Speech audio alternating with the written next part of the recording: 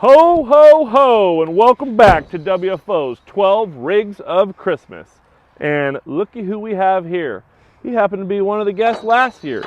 Don't worry about that. Watch the paint. This is Andrew. Andrew showed up last year with something pretty weak. You know, she kind of did the trick, but not like this thing does. So over the last year, not only has he become our lead fabricator in the shop, and he is now doing all the 4-links, 3-link, solid axle swaps, doing a hell of a job, but he also, after we gave him all that crap, rebuilt the 4Runner, and basically this took you almost the whole year, right? Yeah, still a work in progress. The whole axle swap took me about 3 or 4 months. So minus that lame light bar up there, the rig's pretty nice. So you want to tell us about what you did? Yeah, so I ended up buying this 05 and up off of Facebook, and the 14 bolt the same. You know, we don't really care where you buy it. You've got a 14 bolt rear, 05 and up Super Duty front, and then decided you're going to make your own hybrid kit, right? I figured, yeah, so we didn't really make a kit for this year truck, so I We custom still don't designed. make a kit for this truck, so don't try and order one. But you can get some of the parts we're going to talk about. Custom designed the cross member on SolidWorks.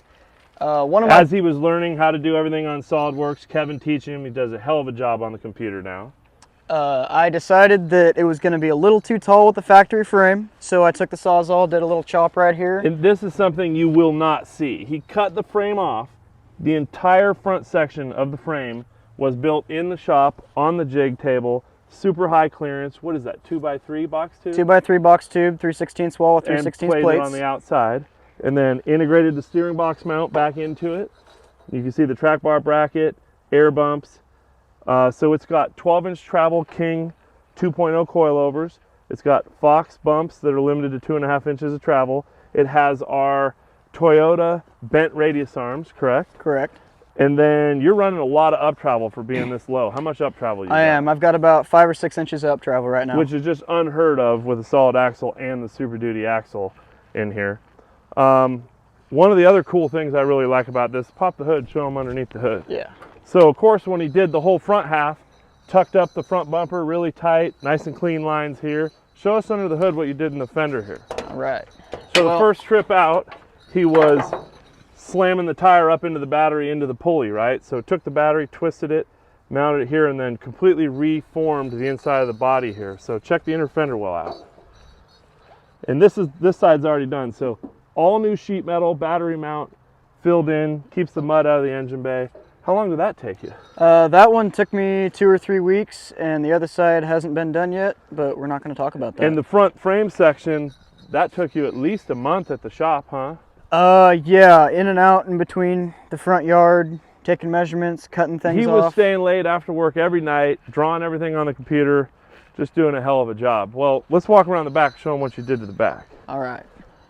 First off, 40-inch Pro Comps, got a good deal on them. Oh yeah, right? real good deal. And then what are these bead locks? These are allied, so basically a race line, just a steely bead lock. Simple, I like the look, keep everything clean. So in the back you got air bumps as well. I do have air bumps in the rear. You have our Chevy 63 kit from WFO, and then that is our 14-bolt truss with pinion support. And you also have the 14-bolt pinion flange, right? Right, got to keep the Toyota to Chevy happy together. Yep. So nice high or low profile rear bumper. Let's walk around over here. And the one thing I tell these kids when they build their rigs is you got to have low gears. Right. Do you have low gears right now? No, I do not. You drive like Blake, don't you? Oh, I drive just like Blake. Everything. The fender kind of tells you. He slams everything but beers because he's only 19 and a half, you know. But guess what? With the help of our buddies up there in Canada, a couple hosers up there, eh? Sent this stuff down just in time for the holiday. What exactly are these pieces? So that's the Northwest Fab doubler. What's that say? We're not going to worry about what that says. There's wieners on there. Wow. So this takes a factory V6 Toyota Planetary, slips it in between your factory transmission and transfer case, and gives you essentially a dual case but on a V6 transmission. This is a poor man's doubler. Basically, if you have another chain-driven Toyota case, you take the Planetaries out, you put them in here, you use your stock case, makes yourself a doubler. and we won't make fun of you for going too fast anymore. Right. And another thing about this truck is it's driver drop now instead of passenger. Santa's got a little butt crack hanging out there. So she's got a Tacoma transmission bolted up to the 3-liter, which is still going to leave, to make everything happy and make everything driver drop. I see your dad must have left some beers in there. Yeah, I left those in there. You can put 6 packs of soda in here. They're just for you. Yeah, all right. What gear ratio are you running? 538s in the axles. 538s. ARB in the front, Grizzly locker in the rear. That's pretty warm. 538s ARB Grizzly. You have our new Super Duty HD tie rod that uses the factory Super Duty ends, but just a bung and 2-inch quarter wall. Seems to me like every time you go out, you still bend it, huh? Yeah, that one's a little more rainbow than it was when we left. Yeah, it's kind of a thing. These kids don't watch where they're going. They don't go they don't go slow. They just beat it down. And then you also have some special dancing skills that you like to show off up there on the trail. Yeah. Yeah, that happens when the night gets late and things get wild. The other thing that's just kind of awkward is, you know, you seem to sleep in the back there with some memory foam, right? Is that the spot? Oh, that is the spot. The memory foam's real comfortable.